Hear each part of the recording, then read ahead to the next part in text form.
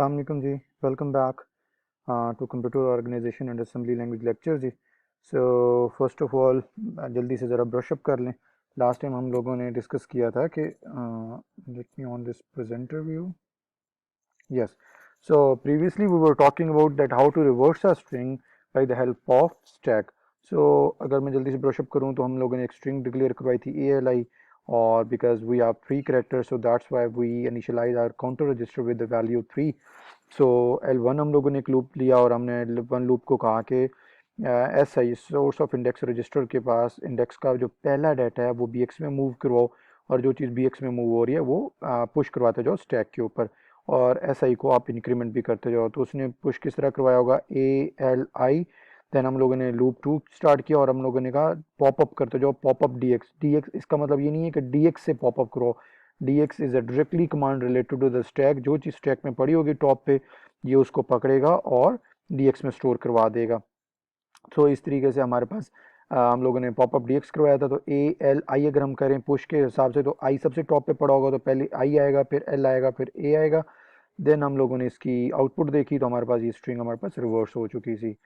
तो आज हम डिस्कस करेंगे the very important topic that called the nested loop. Nested loop क्या हमें ज़रूरत क्यों होती है, किस लिए यूज़ करते हैं नेस्टेड लूप का, हमें मीनिंग्स क्या होता है। नेस्टेड लूप मीन्स एक लूप के अंदर दूसरे loop with in a loop called the nested loop. For example अगर मैं कहूँ कि हमें कोई इस तरह की कोई चीज़ प्रिंट करवानी है तो थोड़ा सा आप खुद अज्यूम करें कि फिर हमें क्या करना पड़ेगा। पहले एक ये लूप चलाना पड़ेगा जो ये वाली स्ट्रिंग प्रिंट करे, फिर हमें ये कोई एक और लूप चलाना पड़े जो ये वाली लाइन प्रिंट करे, फिर ये सो इट इट मीन्स कि इस तरह मेरे पास कोई टोटल 4 लूप बन रहे हैं। सो अब बेस्ट तरीकाकार क्या है, उसका बेस्ट पार्ट क्या है कि हम कहते हैं जी we can handle this loop और this problem through the nested loop. Nested loop में हमारे पास क्या होता है, एक मेन लूप होता है और इस मेन लूप के अंदर एक दूसरा लूप होता है L1 और L2। इस तरीके से हम अगर लूप बनाए तो हमारे पास नेस्टेड लूप बनता है। फाइन। हम इसे क्यों यूज़ करते हैं, ताकि कम्प्लेक्सिटी रिड्यूस हो जाए। यहाँ पे 4 लूप बना रहे हैं, फॉर एग्जांपल ये वाली इक्वेशन आगे 10 लाइनों तक होती तो वहाँ पे 10-11 लूप अलग अलग बनाने के बजाय we can handle the same problem with the help of 2 loops. हमारे पास कम्प्लेक्सिटी इसकी रिड्यूस होती है, प्रोग्राम मेंटेन रहता है, नंबर ऑफ लाइन्स जो कोड की हैं वो रिड्यूस हो जाती हैं और इस तरीके से हमारे पास ये चीज़ें चलती हैं। So how we use the nested loop with the help of push and pop. ये नेस्टेड लूप वाली चीज़ मैंने एंड पे क्यों रखी थी, बिकॉज इसने स्टैक के थ्रू होना तो हमने स्टैक का सॉल्यूशन पढ़ लिया, स्टैक का प्रोग्रामिंग चेक कर ली। We are familiar now that we know about the pop and push statement जो कि स्टैक में काम करती हैं। ये पॉप और पुश क्यों काम कर रही है, मैंने आपको बैकग्राउंड इसका बताया था। We have just single one register, counter register, जो कि चीज़ों को मेंटेन करता है। तो अगर अब हमारे पास काउंटर रजिस्टर की वैल्यू फॉर एग्जांपल यहीं पे मैं आपको एग्जांपल बताता हूँ। मैंने काउंटर रजिस्टर की वैल्यू 4 की कि 4 दफ़ा ये लूप चलना है, फिर L1 और पुश CX मैंने किया। पुश CX मैंने क्यों कर दिया ये मैं आपको अभी बताता हूँ, अभी इस लाइन को आप इग्नोर करें। और दूसरी दफ़ा मैंने कहा जी इनर लूप, फॉर एग्जांपल ये 4 दफ़ा लूप चलना है और कोई इनर लूप अगर 3 दफ़ा चलना है तो मैं मूव CX3। तो इसका मतलब है यहाँ पे मैंने काउंटर रजिस्टर की वैल्यू कर दी 3। So now the counter register now counter register is a confuse कि मुझे 4 दफ़ा चलना है या थ्री टाइम चलना है। तो ये इसकी लेटेस्ट वैल्यू इसको बॉदर करना शुरू कर देगा, ये 3 दफ़ा चल रहा होगा, ठीक है। तो इस वजह से हमारे पास प्रॉब्लम आएगा। इस प्रॉब्लम का हल क्या है हमारे पास, पुश और पॉप। हम लोगों ने पहले काउंटर रजिस्टर की वैल्यू 4 की, 4 वाली वैल्यू को हम लोगों ने पुश करवा दिया CX में। फाइन। हम लोगों ने कहा कि CX की जो भी वैल्यू है, सॉरी मैं गलत बोल गया था, CX में हमने मूव नहीं करवाया बल्कि हमने कहा जो CX की वैल्यू है उसे पुश कर दो, मतलब स्टैक में रखवा दो। तो अभी स्टैक में, let me on my pen, ये बड़ा इंपॉर्टेंट कॉन्सेप्ट है जी। अब हम इसका मतलब ये है कि हम कह रहे हैं कि जो CX में पड़ा है वो कोई भी हमारा एक स्टैक बना है उस CX की वैल्यू उसमें रखवा दो और अब काउंटर रजिस्टर की वैल्यू क्या कर दो, 3 कर दो, मतलब 3 दफ़ा मैंने लूप चलाना है। ये अंदर वाला लूप चलेगा। लूप चलने के बाद अब मैंने कहा कि जब ये अंदर वाला लूप अपना काम मुकम्मल कर ले, 3 दफ़ा ये चल जाए, तो अब तुम क्या करो, पॉपअप CX कर दो, मतलब जो वैल्यू स्टैक में पड़ी है वो दोबारा उठा के CX में रखवा दो। तो इसका मतलब है ये दोबारा क्या करेगा, वो 4 जो हम लोगों ने रखा था वो 4 को इसमें ले आएगा और ये दोबारा चलना शुरू कर देगा। दोबारा चलेगा इस तरीके से, फिर ये अंदर वाला लूप 3 दफ़ा चलेगा और हर टाइम ये हम वैल्यू पुश और पॉप करवाते रहेंगे ताकि पुराने वाली जो वैल्यू है जो रिड्यूस हो चुकी है ऑटोमेटिकली जब ये लूप ऊपर जाएगा तो CX की वैल्यू 4 की बजाय 3 हो जाएगी, तो ये फिर 3 को उधर रखवा देगा। तो इस तरीके से ये आउटर लूप और इनर लूप दोनों की वैल्यूज़ किस तरीके से मेंटेन कर रहा होगा, पुश और पॉप से। मैं रिपीट कर दूं, जो भी काउंटर रजिस्टर की एक वैल्यू हम सेट करेंगे, उस मेन वाले लूप को एक दफ़ा रन होने के बाद उसकी वैल्यू हम स्टैक पे पुश करवा देंगे, अंदर वाले लूप से काम करवाएंगे। लूप से काम करवाने के बाद लूप से बाहर आने से पहले वो वाली वैल्यू पॉप करवा लेंगे। पॉप करवाएंगे तो 4 थी, पॉप हो गई, यहाँ पे 4 हो गई। लेकिन जैसे ही लूप से बाहर निकल के दोबारा लूप चलाने लगेगा तो उसकी वैल्यू 3 हो जाएगी। फिर दोबारा पॉप करवाएंगे, फिर निकल के ये 2 हो जाएगी। इस तरीके से ये वैल्यू 4 दफ़ा चलेगा, लेकिन इसके हर एक टर्न के टाइम ये 3 दफ़ा चल रहा होगा लूप। हमारे पास नेस्टेड लूप काम भी इसी तरह ही करते हैं। सो अब अगर मैं स्टार की बात करूं तो आप लोगों को ज़्यादा समझ लग जाएगी जब मैं, for example now we have a question कि हम लोगों ने ये इस तरह स्टैटिक प्रिंट करवाना है। स्टैटिक प्रिंट करवाना है, let me on my pen. C plus plus वाली प्रोग्रामिंग आपको याद होगी कि जो नंबर ऑफ रोज होती हैं वो आउटर लूप कंट्रोल कर रहा होता है। सो आउटर लूप की अगर मैं बात करूं तो आउटर लूप अगर नंबर ऑफ रोज कंट्रोल कर रहा होता है 1 2 3 4 और 5, तो कितनी रोज हैं? ये हमारे पास 5 रोज हैं, ठीक है। तो ये तो आउटर लूप कंट्रोल कर रहा होता है। इनर लूप क्या कर रहा होता है?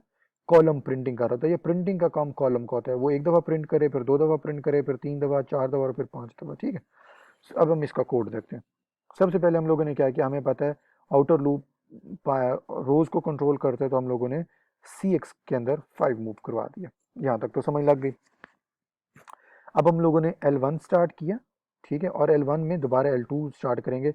याद रख लीजिएगा, इनर लूप का काम हमेशा प्रिंटिंग का काम होता है, आउटर लूप का काम होता है रोज को शिफ्ट करना, एक रो पे आना, दूसरी रो पे आना, सो एंड सो फोर्थ। हमने कहा भाई तुम ऐसा करो, अभी तुम्हारे पास काउंटर रजिस्टर में जो चीज़ पड़ी है उसे पुश कर दो। पुश से मुराद स्टैक में रख दो। स्टैक में अब क्या चला गया? 5, याद रख लीजिएगा। L2 हम लोगों ने स्टार्ट किया। L2 हम लोगों ने कहा कि move D X asterisk. D X में क्या मूव करवा दो? स्टेरिक, बिकॉज कम्युलेटर रजिस्टर हमेशा डाटा रजिस्टर से कोऑर्डिनेट करता है कोई भी चीज़ प्रिंट होने के लिए, तो उसमें स्टेरिक चला गया। इस प्रिंट की हमने कमांड की तो इसने एक स्टेरिक प्रिंट करवा दिया। जैसे ही प्रिंट करवाया तो हम लोगों ने डी एक्स 10, ये 10 क्यों मूव करवाया? बिकॉज हम लोगों ने नई लाइन पे आना था, नई लाइन पे आ गए। नई लाइन पे आने के लिए डी एक्स में 10 मूव करवाया और साथ ही कम्युलेटर रजिस्टर को कॉल किया कि भाई, और साथ इंटरप्ट कॉल किया। जब तक ये कम्युलेटर रजिस्टर और इंटरप्ट कॉल नहीं करेंगे तब तक डी एक्स में पड़ी हुई चीज़ एग्जीक्यूट नहीं होगी।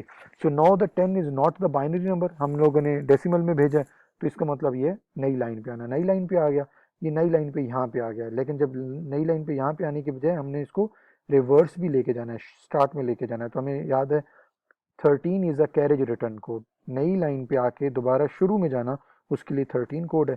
दोबारा 13 डीएक्स में मूव करवाएंगे, और ये 2 लाइनें इसलिए करवानी है क्योंकि वो उस कैरेज को वापस ले जाए। तो मैं रिपीट कर दूं, 10 नई लाइन पे आए, न्यू लाइन पे आने के लिए, 13 उसको कैरेज रिटर्न वापस शुरू में लाइन के बिल्कुल स्टार्टिंग पोजीशन पे जाने के लिए।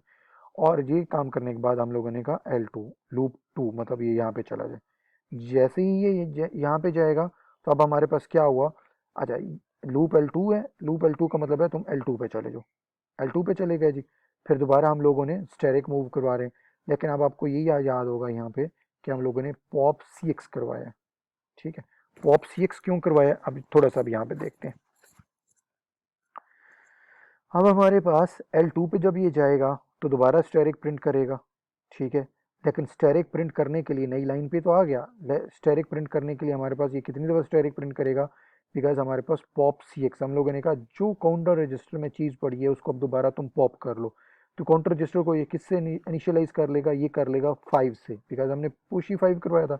लेकिन जैसे ही इस लूप से बाहर निकलेगा उसकी वैल्यू 4 हो जाएगी। 4 होने की वजह से ये क्या करेगा? दोबारा उसको प्रिंट कर रहा होगा जी। इस कोड को ज़रा गौर से देख लें, हम इसके अंदर कोई और क्वेश्चन है तो वो भी मैं पॉइंट देख लूँ, कोई चीज़ मैंने पॉइंट मिस तो नहीं किया। अच्छा, हम लोगों ने स्टेरिक मूव कराया डीएक्स में, ठीक है। स्टेरिक प्रिंट हो गया, नई लाइन पे आ गए। नई लाइन पे आने के बाद हमारे पास कैरेज रिटर्न भी कर दिया और लूप 2 पे हम वापस चले गए। ये लूप 2 पे वापस चले गए जनाब। फिर हम लोगों ने क्या किया, इसके अंदर हम लोगों ने